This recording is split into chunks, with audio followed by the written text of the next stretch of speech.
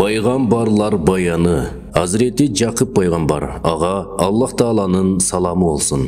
Hazreti İshak пайғамбардың уылы Hazreti Jakıb алейхиссалам Канан чөлкөмүнө пайғамбар болуп дайындалган. Башка бир аты Исраил. Уылы Hazreti Юсуф алейхиссаламдан көп убакытка чейин ажырап калат. Дүйнөгө келиши. Hazreti Jakıb алейхиссалам Шал чөлкөмүндө Мадиянда дүйнөгө келген. Буга чейин баяндалгандай Hazreti Jakыбтын Ияз аттуу бир тууганы болгон. Ияз менен Jakıb эгиз болгондугу да айтылат. Ысымы Hazreti Jakıb алейхиссалам Ияздан кийин туулгандыктан аркасынан удаа келген деген маанини билдирген Якуб, Jakıb ысымы берилген. Якуб сөзү Сафватулла, жараткан өзү аруулап тартуулаган пенде. Жараткан өзү аруулап тазалаган пенде деген маанини да билдирет. Анын Алла Тааланын пендеси деген маанини туюнткан Исраил деген лакабы да болгон. Анын укумунан бир топ пайгамбарлар чыккан. Атап айтсак, Hazreti Муса, Hazreti Харун, Hazreti Дауд, Hazreti Сулайман, Hazreti Закария, Hazreti Яхья жана Hazreti Иса алейхимуссаламдар. Үй бүлөсү. Hazreti Jakıb пайгамбардын балалык чагы атасынын жанында өткөн. Атасы Hazreti Исхак алейхиссалам уулу Hazreti Jakıb үчүн "О жараткан эгем, урпагымдан пайгамбар чыгышын буйрган элең. Ошол убадаң ушул уулума арналсын" деп дуа кылган. Бул дуанын берекеси менен Hazreti Jakыбтын урпактарынан көптөгөн пайгамбарлар жөнөтүлгөн. Hazreti Jakıb атасынын көз өткөндөн кийин апасынын сунушу менен Харранда жашаган тайекесинин жанында көп убакыт бою бирге болот. Тайекесинин эң улуу кызы Лейла менен үйлөнүп, Рабил, Шамын, Лави, Яхуда, Исахар жана Забулун аттуу уулдуу болушат. Динар аттуу кыздуу болот. Hazreti Ибрахим пайгамбардын дининде эки бир тууган кыз менен үйлөнүүгө мүмкүнчүлүк болгондуктан алгачкы үйлөнүүсүнөн 7 жыл өткөндөн кийин тайекесинин эң кичүү кызы Рахил менен дагы үйлөнөт. Мындан Буньямин жана Жусуп аттуу эки уулду болушат. Мындан башка Балха жана Зульф аттуу аялдары да болгон. Балха аялынан Дан жана Нафтала. Зульфадан болсо Жад жана Ашир аттуу уулдары болгон. Жалпысынан алганда 12 баласы бар эле. 40 жыл бою тайекесинин жанында жашап, ага кызмат кылган. Пайгамбар болушу. Hazreti Jakıb алейхиссалам Канан тараптагы, башкача айтканда Феника деп аталган жайдагы Сур, Бейрут, Палестина жана Сириянын бир бөлүгүнө таандык жерде жашаган элдерге пайгамбар катары жиберилген. Hazreti Jakıb алейхиссаламга пайгамбарлык берилген жылы уулу Hazreti Юсуп алейхиссалам жарык дүйнөгө келет. Hazreti Jakıb улуу милдетти алгандан баштап чөйрөсүндөгү адамдарды таухид ишенимине чакыра баштаган. Бир топ жылдардан кийин Канан аймагындагы жашоочулардын көпчүлүгү Hazreti Jakыбка иман келтиришкен. Чындыгында Алла Таала Hazreti Ибрахим алейхиссаламга Исхак менен Hazreti Jakыбты уруулуп, аларды пайгамбар кылган. Алла Таала алардын баарына өз мээримдүүлүгүн жана бийик чынчыл тилде, чын сүйлөөнү тартуулаган. Алла Тааланын күч-кубат жана баам парасат ээлери болгон бул пенделери келечек жайга чын ыхластан ишенишкен. Алардын бардыгы Алланын дарыгөйүндө тандалган жакшы кишилерден болушкан. Hazreti Jakыбка пайгамбарлык ыйык милдет берилгенден кийин тайекесинен суранып аялдары, уулдары жана өзүнө жакын адамдары менен Канан аймагына келип жайланышкан. Өзүнө жана балдарына үйлөрдү курат. Ошол мезгилде Hazreti Жусуп менен Буньяминдин апасы Рахил дүйнөдөн кайтат. Hazreti Jakıb пайгамбар инсандарды акыйкат динге, жалгыз гана Алла Таалага ибадат кылууга, ага иман келтирүүгө чакырат. Канан аймагындагы элдердин көпчүлүгү иман келтиришет. Ал жердеги башкарган Шужайм бин Даран аттуу падыша Hazreti Jakыбка каршы чыкса да, ийгиликке жетише алган эмес. Перзент сүйүүсү. Hazreti Jakıb алейхиссалам энелери бул дүйнөдөн өтүп кеткен Буньямин менен Hazreti Жусуп алейхиссаламды башка балдарына караганда көбүрөөк сүйгөн. Себеби башка бир туугандарына караганда Hazreti Жусуп туаса асыл сыпаттары менен бир топ айырмаланып турчу.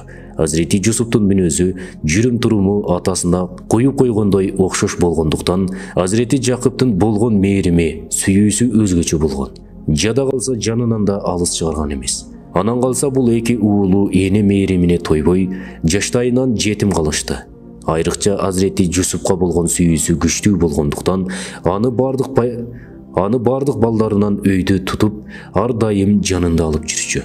Баласынын касиеттүү түшү. Hazreti Yusuf aleyhisselam 12 жашка келгенде түшүндө 11 жылдыз ай жана күндүн өзүнө сажда кылып турганын көрөт. Ал түшүн дароо атасына айтат. Түш жорууну жакшы билген Hazreti Жакып алейхиссалам уулуна келечекте чоң бир дөөлөт жолугарын жана ага пайгамбарлык бериле турганын айтып, түшүн бир туугандарына айтпоосун сунуш кылат. Мээримдүү ата баласын өтө жакшы көргөндүктөн башка балдары кызганып, ага бут тосо башташат. Баары биригип Жусупту өлтүрүүгө аракеттенишет. Аталарынан гана коркушкандыктан кандай жол менен жамандык кылаарын билишпейт.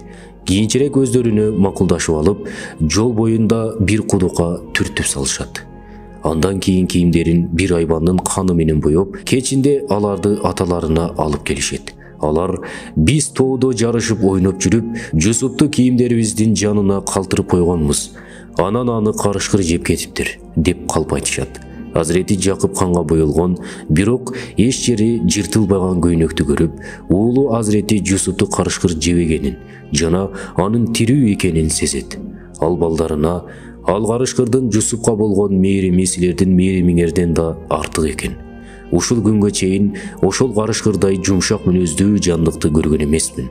Уулумду жегенде да кийимин жыртпаптыр. Айтканыңардын баар жалган. Жусупка эмне болсо да баарын силер жасадыңар. Бирок колумдан эмне келмегеле. Мен үчүн сабыр кылуудан башка эч нерсе жок, дейт. Анан көңүлү чөгүп, эзилип ыйлап сабыр кылат. Уулу Hazreti Жусуптан айрылганына аябай кайгырат. Бирок бул кайгысын эч кимге билдирбейт жана сырттан да эч кимден шектенбейт. Анткени ал уулу менен бир күнү жолугаарына ишенет. Кайгысы ичине батпай ыйлай берип көзүнөн да айрылат. Hazreti Жусупту кудуктан бир жолоочу куткарып Египетке алып кетет. Египеттен аны кул катары падышанын казыначысы сатып алат. Ал жерде өзүнүн өлгүлүү адеби менен таанылган Hazreti Жусуп казыначынын өлүмүнөн кийин анын ордуна келет. Каржы иштерин башында туруп, 7 жыл бою уланган ачарчылыктан Египет элин аман эсен куткарып чыгат. Ата баланын жолугушуусу. Бир күнү Hazreti Жакып алейхиссалам Буньяминден башка балдарын буудай жана башка азык түлүк алып келүү үчүн Египетке жөнөтөт. Hazreti Жусуп алейхиссалам аларды көрөөрү менен таанып, азык түлүк берет. Бирок бир туугандары Жусупту тааныбайт. Аларга 2 жолу келгенде Буньяминде да ала келүүлөрүн айтат. Чынында эле бир туугандары 2 жолу келгенде Буньяминди ала келишет. Жусуп өзүнүн бир атадан, бир энеден болгон бир тууганы Буньяминге жакшы мамиле жасап, аны жанына алып калат. 3 жолу келишкенде Hazreti Жусуп бир туугандарына өзүн тааныштырат.